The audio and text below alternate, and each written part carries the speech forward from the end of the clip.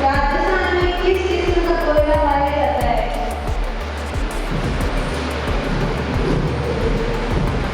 गीत गोविंद की रचयिता कौन थे?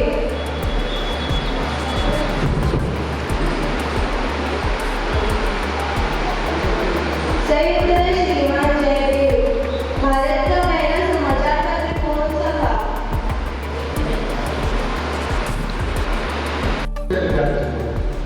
आज के चिंतन का विषय है जो नित्य हो रहा है कि हमारा विचार तंत्र किस प्रकार से कार्य करता है। इस विषय पर आज हम गहन विचार प्रस्तुत करेंगे। दरअसल हमारे दिमाग के वैसे तो विज्ञान के हिसाब से तो कई हिस्से हैं, पर आज हम बात कर रहे हैं सिर्फ दो हिस्सों की, कॉन्शियस माइंड और सबकॉन्शियस माइंड।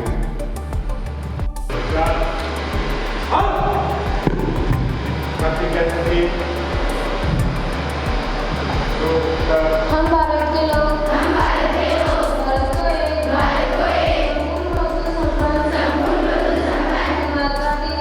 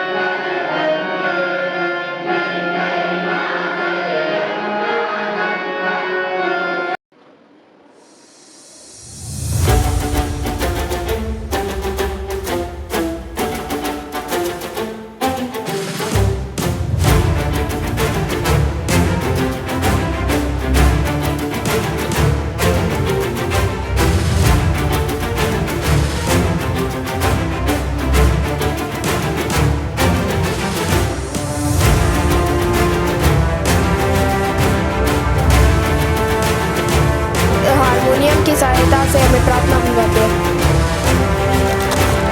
मेरा नाम आलिया राव है। मैं कक्षा 8वीं में पढ़ती हूँ। मुझे मेरा स्कूल बहुत अच्छा लगता है क्योंकि यहाँ पर सारी फैसिलिटीज़ हैं।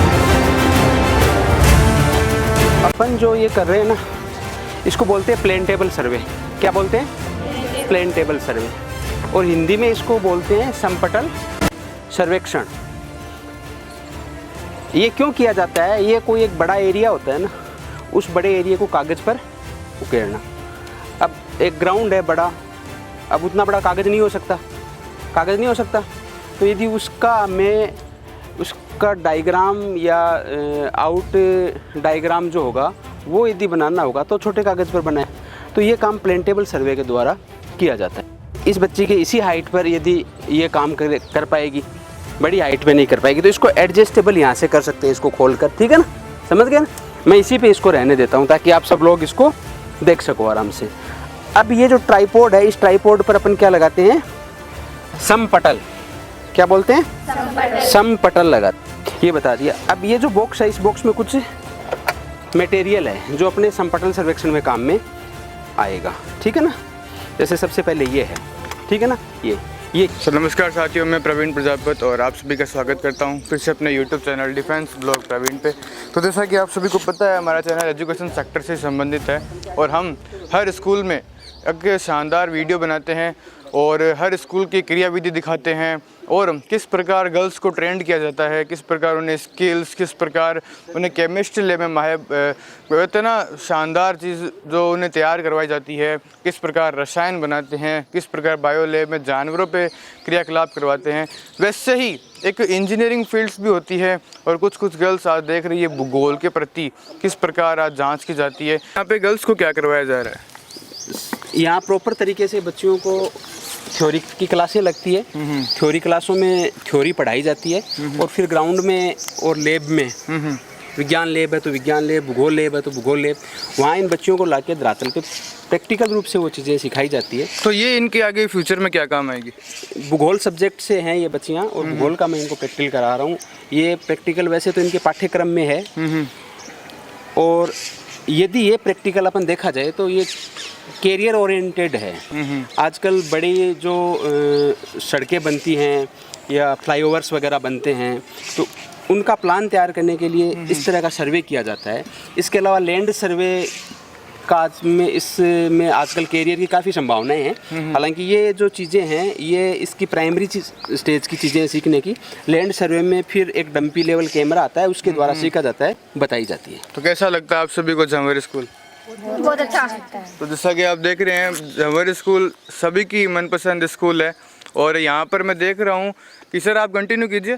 जैसा कि आप देख सकते हैं बच्चियों को यहाँ बता रहे हैं कि किस प्रकार वो अपने भविष्य को साकार कर सकती है और किस प्रकार उन्हें, मैंने अभी बताया आपको, भूमिका नापतोल किस प्रकार किया जाता है। और सारी गर्ल्स आप देख सकते हैं तन मन से सुन रही है।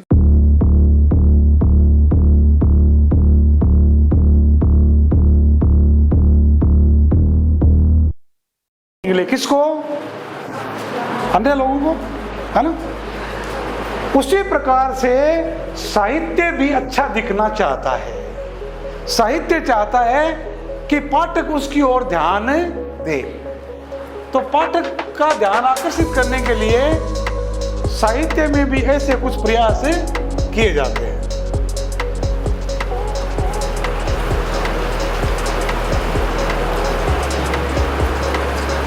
क्योंकि हम चाहते हैं कि दूसरे लोग अपने ओर ध्यान दें। हम चाहते हैं विशिष्ट प्रकार के कपड़े पहनते हैं ताकि लोग हमें देखें, हमारे बारे में चर्चा करें।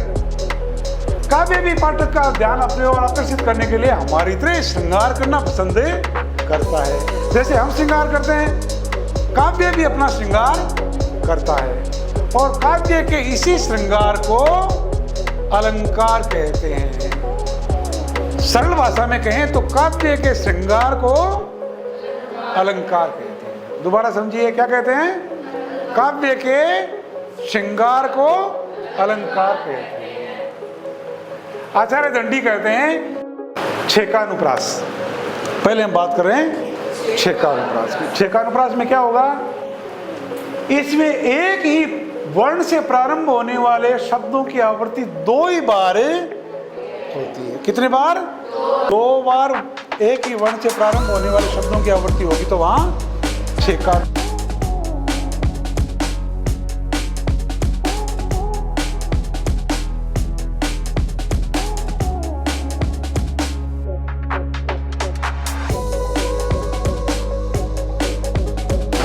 तो चलिए साथियों, झंवर स्कूल में हम 12वीं क्लास के जो छात्र है, आर्ट्स स्ट्रीम से ये है, और थोड़ा बहुत इंटरव्यू लेते हैं और थोड़ा बहुत जानते हैं कि कैसा ये फील करते हैं यहाँ पे। सबसे पहले आपका नाम बताएं।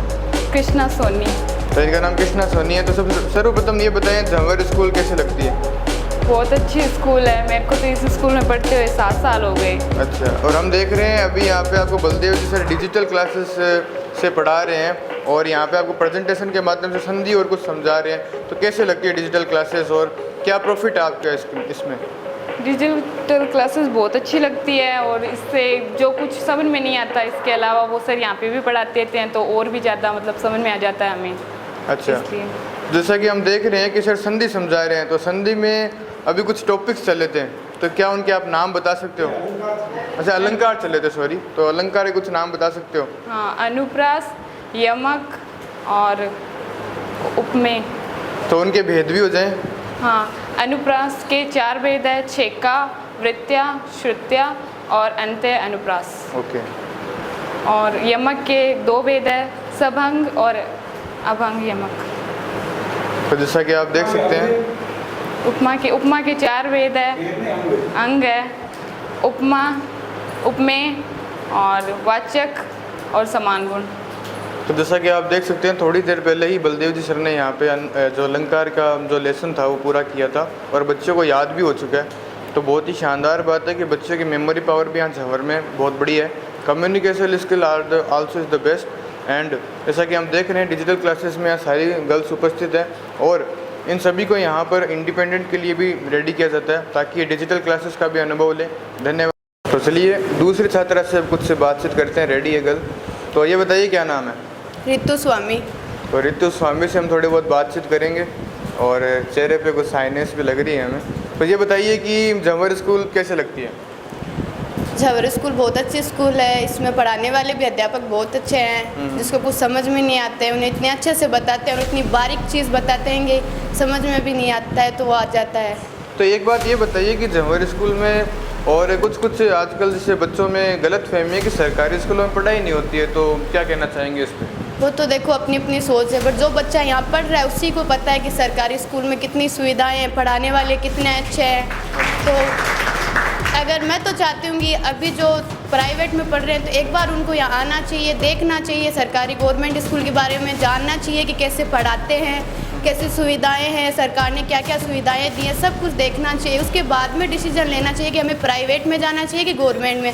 तो मैं तो ये मानती हूँ, क्योंकि मैं तो बचपन से जस्ट फर्स्ट क्लास से पढ़ती आ रही हूँ, तो अभी 12th कर ली मैंने, तो 12 साल पढ़ते आ रही हूँ। तो मुझे इतना पता है कि बहुत जितना नॉलेज अध्यापक में सरकारी वाले में जितना प्राइवेट वालों में नहीं मिलेगा, क्योंकि ये एग्ज़ाम फाइट करके आते हैं ना, तो उनमें बहुत नॉलेज होता है, हमें हर चीज़ बारीक से बता सकते हैं जितना प्राइवेट वाले नहीं बता पाते हैं। तो आप यहाँ छोटी क्लास से पढ़ रहे हैं क्या, मतलब पहली हाँ, क्लास? मैं फर्स्ट क्लास से पढ़ रही हूँ। तो हम एक ऐसी छात्रा से मिल रहे हैं जो 12वीं क्लास में और 12 साल इन्होंने एक स्कूल में कंप्लीट कर लिया बिना कोई स्कूल चेंज, कोई भी स्कूल में नहीं गए अभी तक? नहीं, मैं यहीं से पढ़ रही हूँ।